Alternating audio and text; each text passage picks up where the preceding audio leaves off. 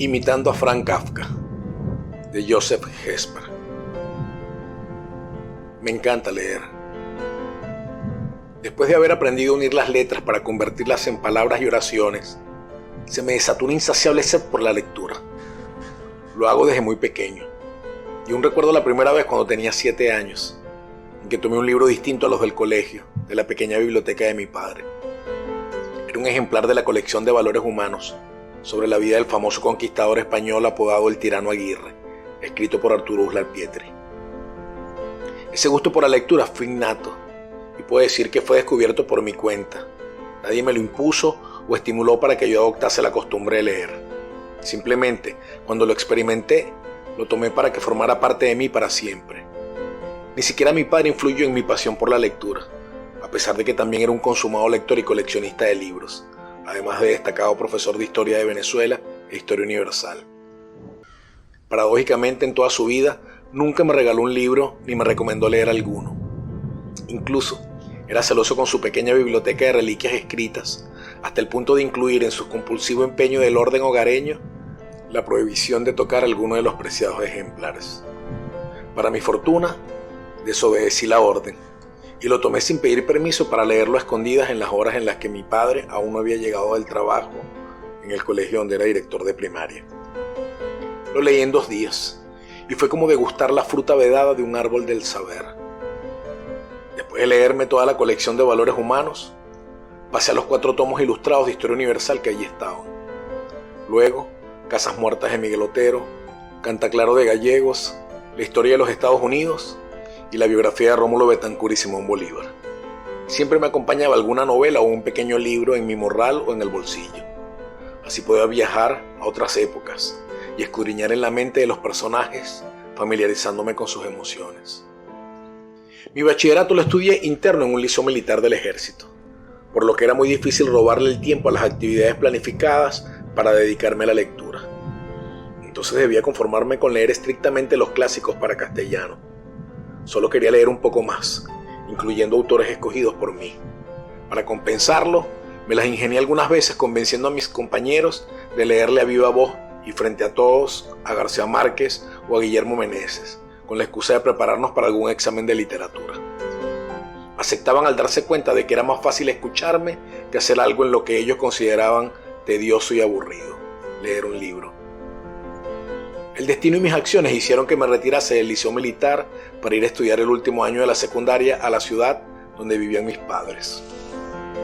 Entonces a los 17 años me sentí libre para ir de fiestas, beber alcohol y leer. En las tardes me reunía con mis amigos de la urbanización y entre fútbol y aguardiente coincidí mucho más con uno de ellos al que también le gustaba la lectura. Se llamaba Nelson y tenía mi misma edad.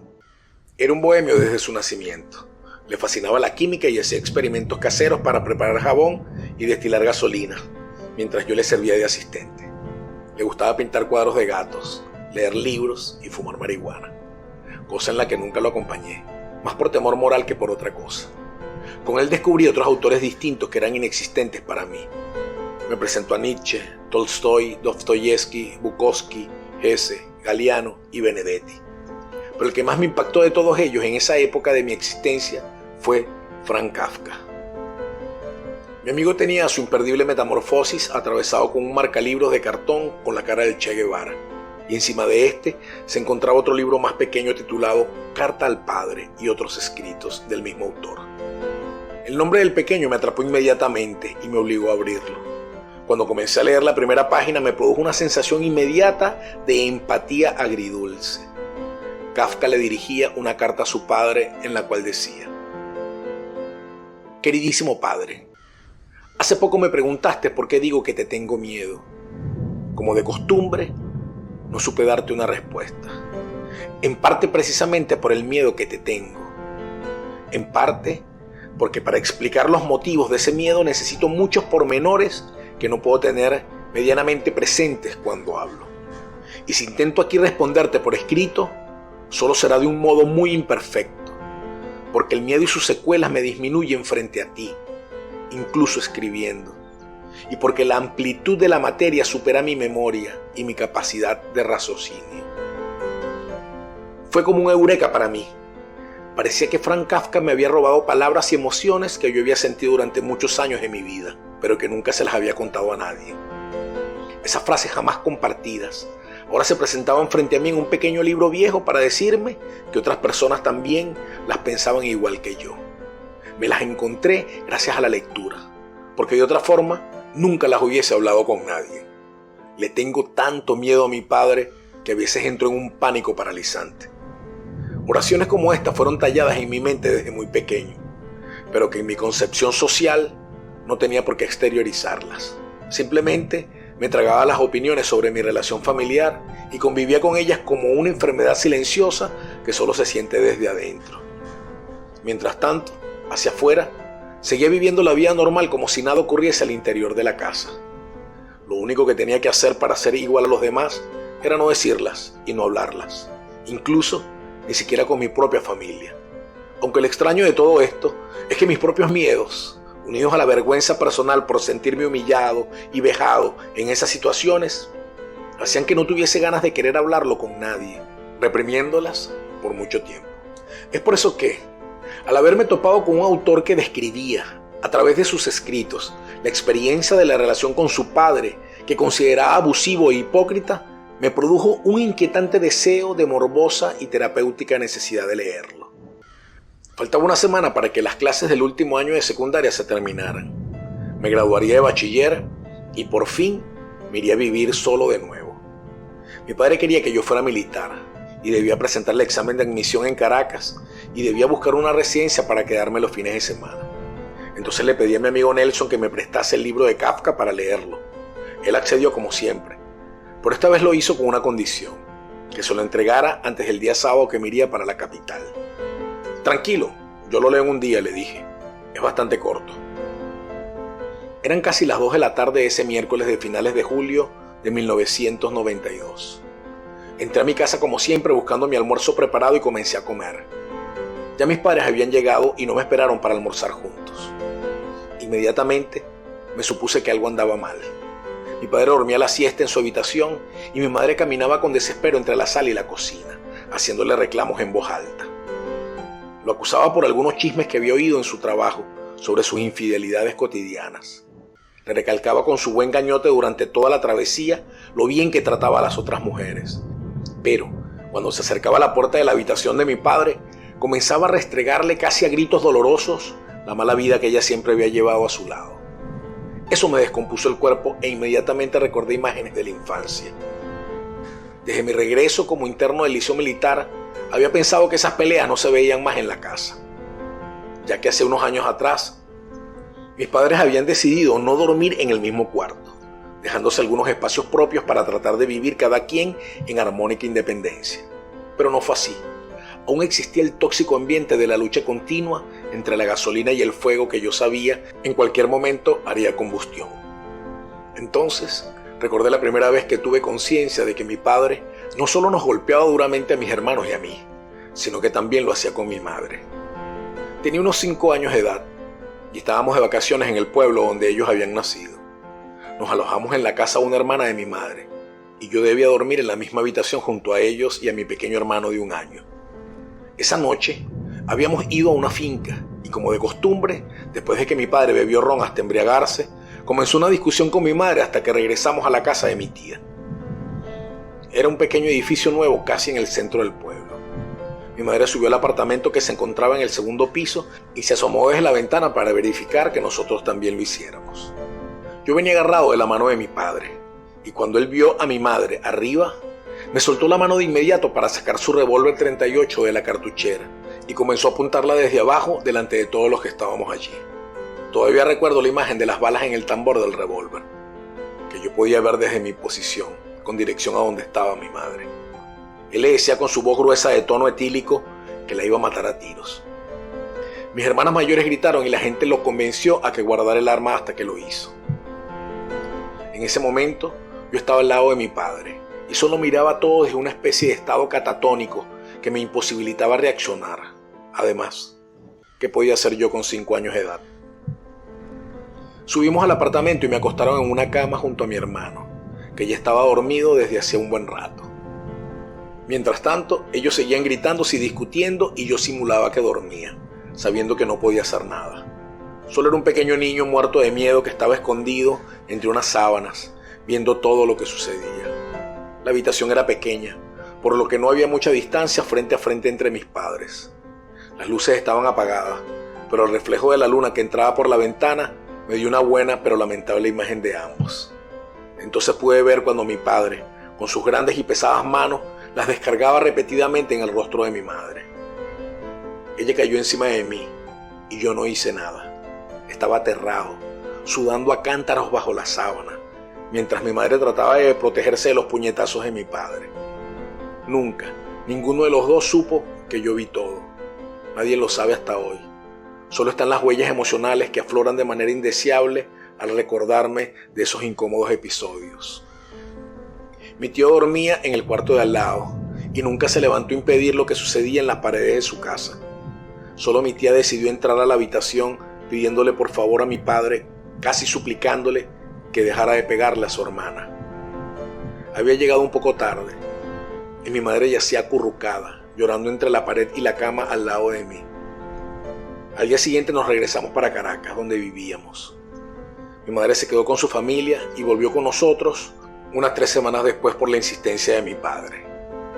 Luego de que sus ojos hinchados y amoratados tomaran otra vez su forma y color natural, sus labios rotos sanaran y de haber esperado que su nueva dentadura postiza estuviese lista. Por eso, ese miércoles en la tarde del año 92, en que revivió a mis 17 años el conato de pelea entre mis padres, trajo de vuelta a mis intestinos los espasmos constantes con los que había tenido que lidiar durante muchos años. Había estado 4 años afuera de la casa durante mis estudios en el Liceo Militar. Por un momento, estando allá, creí que esas situaciones familiares se habían terminado. Por ese día me di cuenta de que solo los había dejado de ver un tiempo por no haber estado viviendo con ellos. De repente escuché la voz de mi padre, mientras mi madre seguía reclamando en su caminata. «Coño, mujer, déjame dormir tranquilo, no joda». En ese momento, mis alarmas corporales se encendieron y mi corazón empezó a latir con desespero. Comencé a sudar y mis manos temblaban casi incontrolables. Mi madre seguía su viacrucis despotricando al aire de cada lugar de la casa en donde caminaba.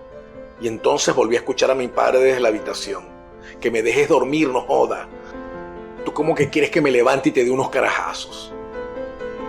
Me acerqué a mi madre y le pedí por favor que se quedara tranquila, ya que a mi parecer había reclamado lo suficiente y que mi padre debía descansar para regresar en la tarde a su trabajo. En realidad, mi objetivo era evitar a toda costa una confrontación, donde siempre ella era la perdedora y todos a su alrededor salíamos afectados. Le volví a insistir que se calmara, pero todo fue en vano. Siguió caminando con su cantaleta y de igual forma aumentaba el tono de su voz cada vez que se acercaba a la habitación de mi padre.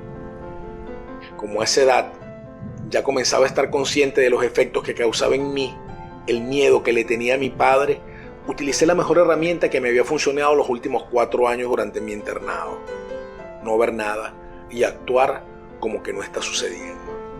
Entonces entré a mi cuarto y busqué mi bolso del liceo.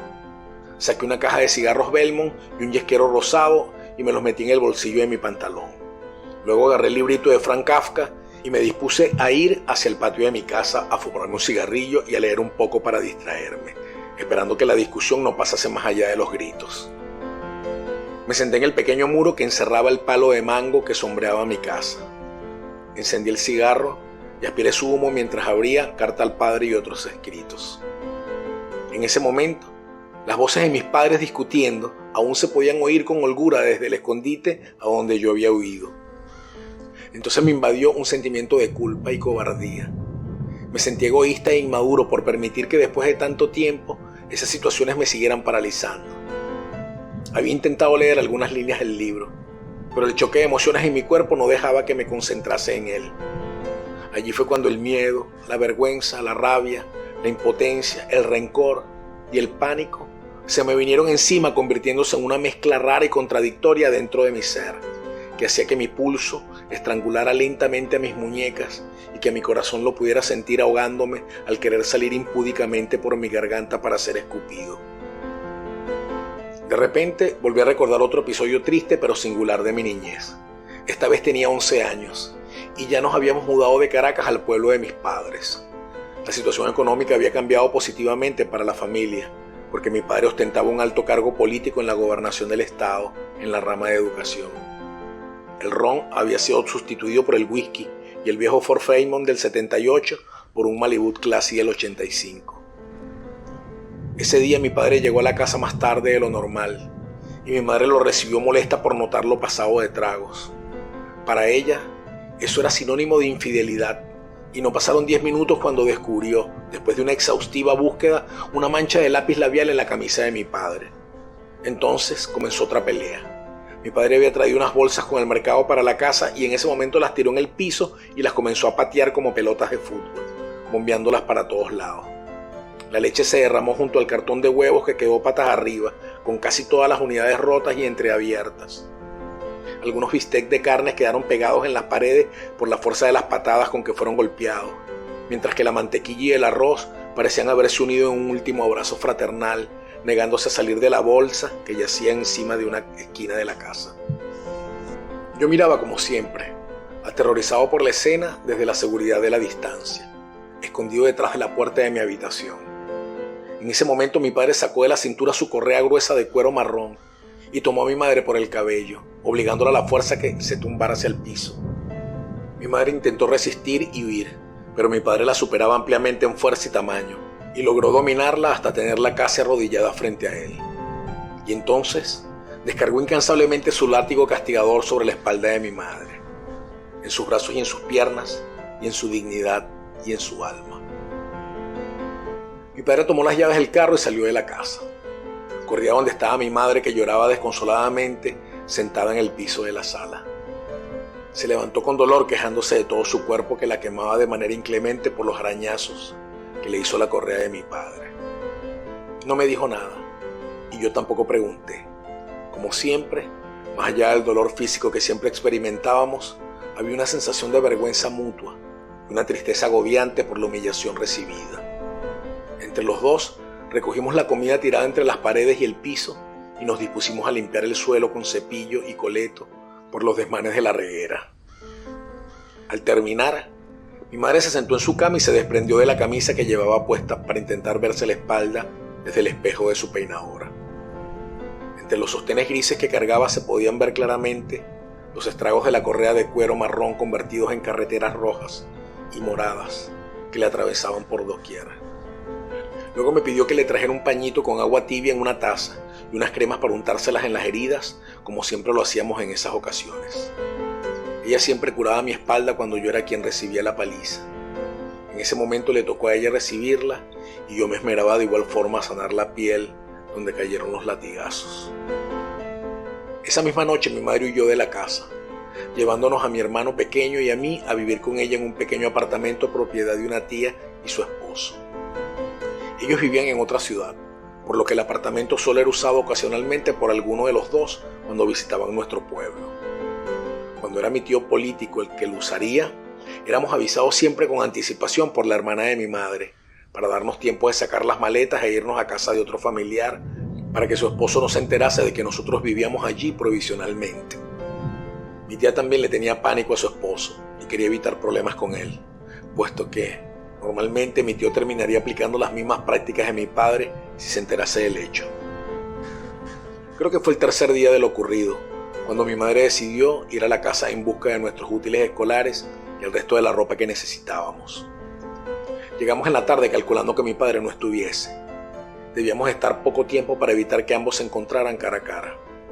Todo estaba muy reciente y mi padre, la noche de la huida, al enterarse de que mi madre se había ido de la casa con mi hermano y conmigo, se había molestado hasta el punto de hacerle llamadas amenazadoras para que regresase inmediatamente, negándose mi madre. Él siempre temía por el ¿qué dirán?, tomando en cuenta que vivíamos en un pueblo con una pequeña sociedad conocida en la cual ahora mi familia formaba parte por la posición política que ostentaba mi padre.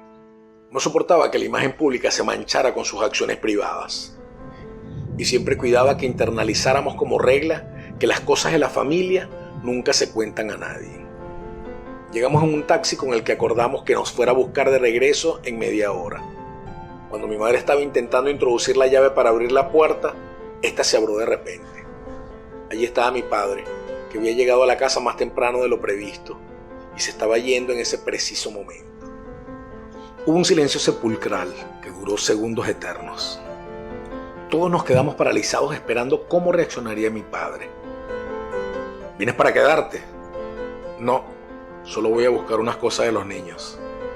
Cuando mi madre le contestó, inmediatamente la actitud de mi padre se transformó y su rostro se enrojeció. Se colocó frente a la puerta con su cuerpo en el medio, impidiéndonos el paso. De aquí tú no vas a sacar un carajo. Que entre el niño y busque lo que tenga que buscar, pero tú no entras en mi casa. Mi madre me miró y asintió con la cabeza, dándome la autorización para que entrara. Ella iba a permanecer en la entrada esperando a que yo regresara. No me había movido aún cuando de repente mi padre le gritó a mi madre en un arranque de ira: «Toda esta vaina es por tu culpa», y se lanzó encima de ella para tomarla con sus brazos. En ese momento, mi miedo fue que mi padre volviera a golpear a mi madre. No me importaba lo que hiciera conmigo, aunque siempre el solo pensarlo me producía bastante temor, sino que esta vez mi temor giraba en torno a lo que mi madre había vivido durante años y que nunca yo había hecho nada para evitarlo. Entonces me lancé con todas las fuerzas de mi pequeño cuerpo de 11 años hacia la humanidad de mi padre para intentar detenerlo. Solo pude llegar hasta su cintura porque mi estatura no me daba para más, y mis cortos brazos, que intentaron rodear su cadera con la pretensión de hacer algún tipo de contrapeso para detenerlo, apenas cubrían un poco más de la mitad del grosor de su cuerpo, impidiendo ni siquiera juntar mis propias manos. Pero increíblemente lo logré, y mi padre se quedó paralizado también, mirando hacia abajo donde yo me aferraba a su cintura diciendo: «No, por favor, no, no, no». No fue mi escasa fuerza física la que impidió que mi padre se abalanzara contra mi madre para golpearla, sino mi actitud de defensa hacia ella. Mi padre quedó extremadamente sorprendido y desarmado, como analizando lo que había sucedido allí y por qué. No podía creer que uno de sus hijos hiciera algo que chocara con sus acciones. El haber intentado por primera vez en mi vida evitar que esos maltratos siguieran sucediendo fue para mi padre, a pesar de mis 11 años, una intención clara de que yo quería enfrentarlo a él como hombre. Hizo un esfuerzo para despegarme de su cuerpo, al que yo seguía aferrado, y comenzó a acusar inmediatamente a mi madre de ponerme en su contra y de sembrar el odio y el resentimiento en mi cabeza, cosa que nunca fue así. A los 4 meses, después de una reconciliación acordada, regresamos a vivir otra vez con mi padre, y 2 años después, cuando cumplí los 13 años de edad, me enviaron como interno a una institución militar para prepararme el camino en la cual me convertiría en militar de carrera como mi padre quería. Salí de los recuerdos de mi infancia mientras volví a aspirar el humo del cigarrillo Belmont detrás del patio de mi casa e intentaba retomar la lectura de Carta al padre de Franz Kafka. Le di los últimos toques al cigarro y cuando llegué al filtro lo lancé como una metra por encima del muro de mi casa que daba a unos jardines de la urbanización. Seguí sentado en la jaula de concreto alrededor del palo de mango y abrí la página del librito en donde había quedado, retomando la última línea para leerla. «He sido un niño miedoso», decía Franz Kafka en la carta. Sin embargo, también era seguramente testarudo, como son los niños. Es probable que también me malcriara mi madre, pero no puedo creer que fuese especialmente indócil. No puedo creer que una palabra amable, un silencioso coger de la mano, una mirada bondadosa, no hubiese conseguido de mí lo que se hubiese querido. No había terminado de leer todo el párrafo cuando escuché de nuevo las voces escandalosas de mis padres. De repente, el sonido de algunas puertas tirándose con fuerza se mezcló con las pisadas de una corta persecución que llegó hasta el cuarto de mi madre, que tenía una ventana al lado del patio en donde yo me encontraba. Y entonces escuché la voz de mi madre. «¡Ay, ay, ay! Déjame, por favor, no me pegues». Sin pensarlo, tiré el libro en el piso y salí corriendo para dentro de la casa. En la carrera, me golpeé el brazo con la puerta de la cocina hasta que llegué sobresaltado a la entrada de la habitación. Cuando entré, mi madre estaba tirada en la cama y mi padre parado frente a ella. Continuaba dándole golpes repetidos con sus manos, mientras ella, como siempre, usaba sus brazos como escudo. De un solo salto subí a la cama, gritándole de frente a mi padre. «¡No le pegues más a mi mamá!», grité mirándole directamente a los ojos. Mi madre se había quedado entre mis piernas, mientras que mi padre se mantuvo frente a mí. En ese momento, subió su rostro para verme desde su posición en el piso. Ya no tenía 11 años y era casi de su tamaño. Por encima de la cama lo superaba grandemente y quizás el efecto visual lo intimidó un poco. Solo le grité fuerte, ya que mi intención era proteger a mi madre, nunca enfrentarlo físicamente. Pero al parecer, él lo interpretó así y por primera vez lo hice flaquear con mi grito imperativo, puesto que, cuando quiso articular una respuesta rápida a mi mandato, gagueó un poco y se notó confundido e inseguro. Es que ella tiene todo el día jodiéndome», dijo mi padre entrecortado. De repente reaccionó y su rostro cambió agriamente mientras se enrojecía de rabia al aclarar su mente y tomar conciencia de mi atrevimiento y rebelión. Frunció el ceño y tomó una inmensa y rápida bocanada de aire y espetó con fuerza. «Te vas de mi casa, gran carajo». «Claro que me voy de esta mierda, no jodas», le contesté. Salté de la cama por un costado y me dirigí a la puerta, y cuando pasaba por su lado, me soltó un manotón como un garrotazo pegándome directamente en la cabeza, que me hizo tambalear y casi me tumba.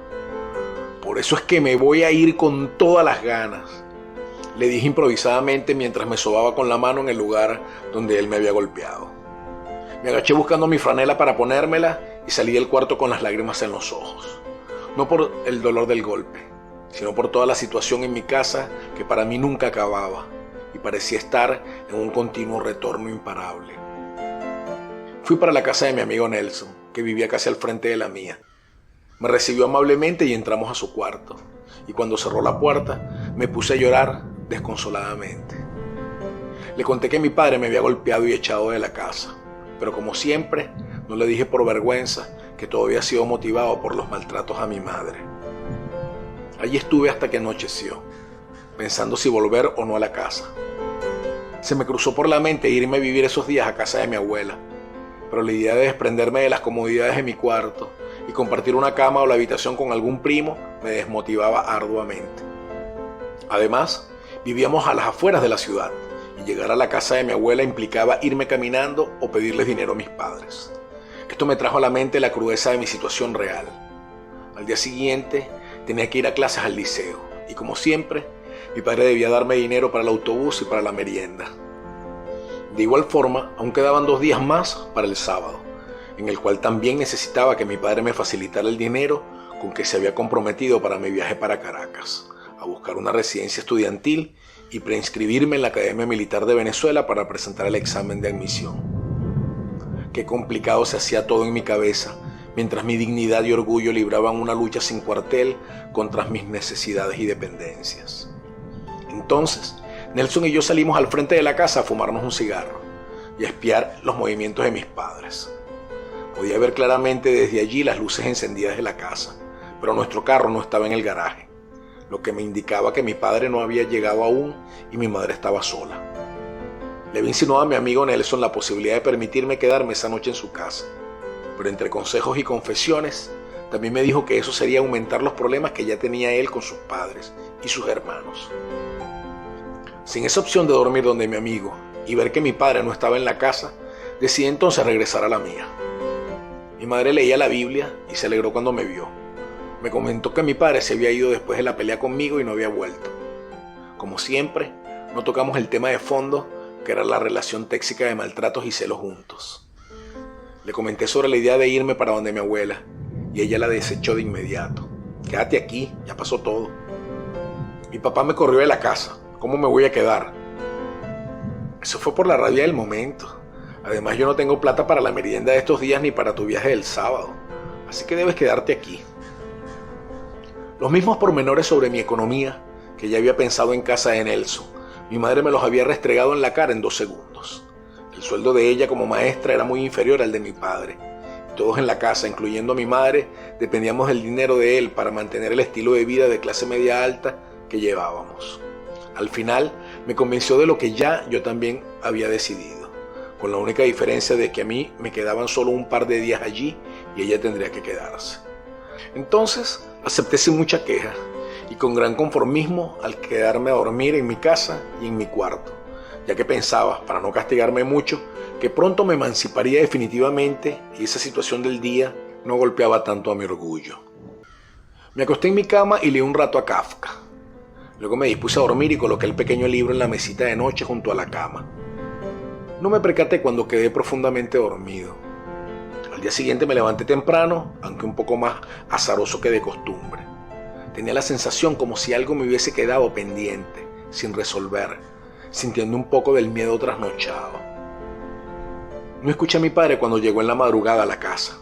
Había entrado a mi habitación sin molestarme y dejó el dinero del autobús y la merienda encima del librito de Franz Kafka para que yo lo tomara al día siguiente.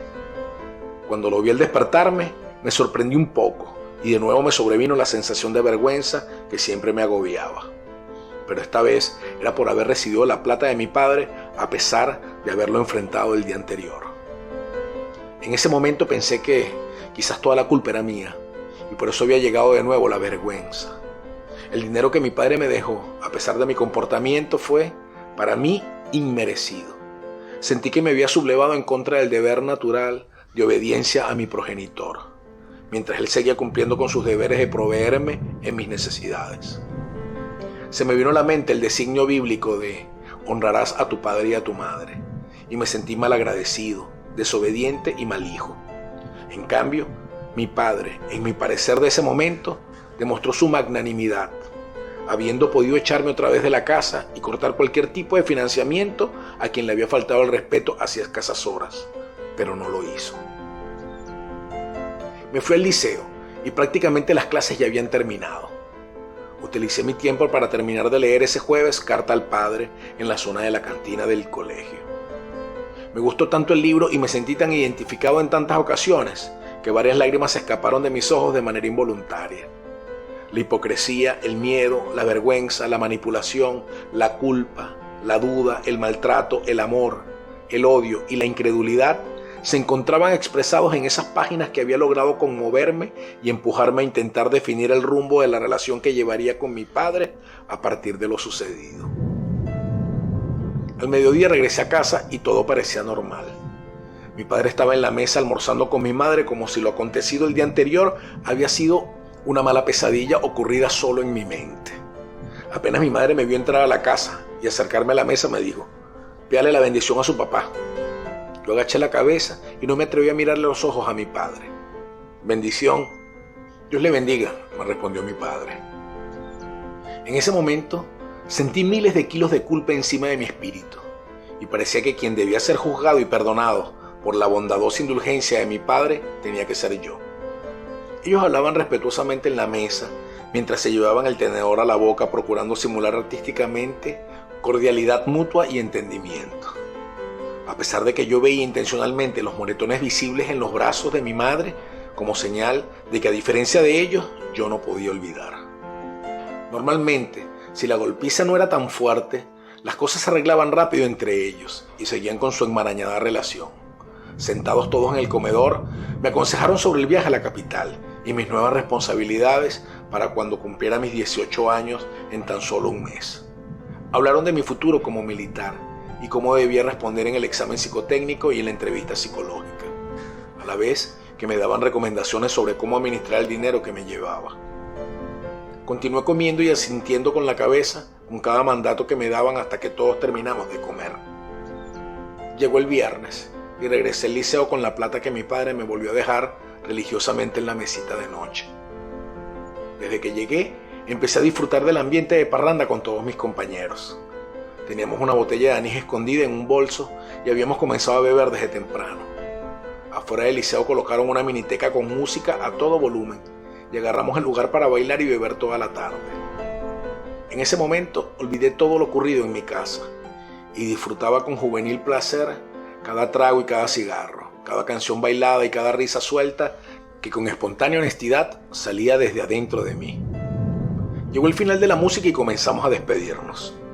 Nos dimos abrazos y besos y nos deseamos entre todos los que compartíamos los mejores deseos para nuestra vida universitaria que pronto iniciaría. Como siempre, un pequeño grupo de compañeros del liceo, que también eran vecinos de mi urbanización, Nos dirigimos a la parada de autobuses para tomar el nuestro que nos llevaría a la casa. Aún disfrutábamos el efecto del alcohol en nuestro cuerpo y hasta nos dio tiempo de fumarnos otro cigarro mientras llegaba el autobús. Era un Encaba mediano, casi destartalado, que venía recogiendo a cuanta persona podía meterse adentro, incluyendo a los que se apretujaban en las puertas que parecían ir colgados con una pierna afuera. Logramos entrar a la cocina rodante y nos ubicamos casi en el medio del bus. En ese momento entró otro grupo de personas y quedamos prácticamente apiñados como sardinas.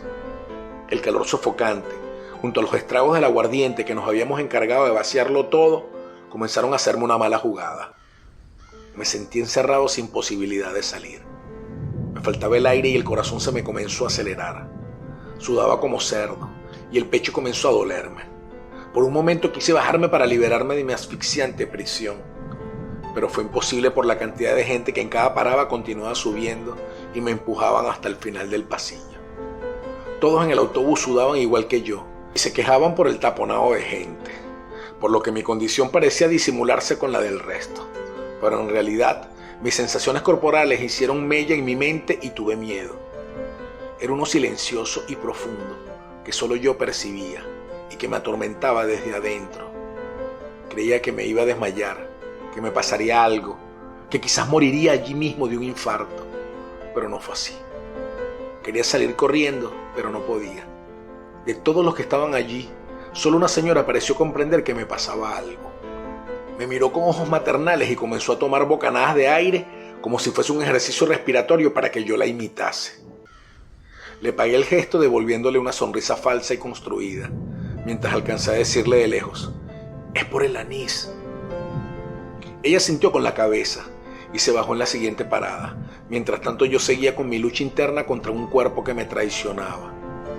Entonces recordé la pelea con mi padre y mi actitud temeraria de confrontarlo y comencé a respirar hondo y seguido.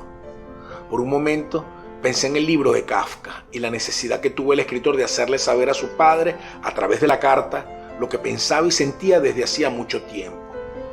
Entonces el miedo y sus manifestaciones que me agobiaban adentro de ese viejo autobús repleto de gente comenzó a disminuir cuando mi mente generó la idea de imitar a Franz Kafka y escribirle también una carta a mi padre, donde le narraría lo que él, con sus actitudes, peleas, maltratos, imposiciones e injusticias, me hacía sentir. Mis pensamientos volaron a velocidades increíbles y mientras lo hacían iba recuperando el control de mi pulso, de los latidos y de mi respiración. Ya no me incomodaba el tapón de gente y hasta parecía disfrutar del roce con las mujeres que tenía a mi lado. Así fue como me distraje construyendo un texto en mi cabeza con las frases que quería decirle a mi padre.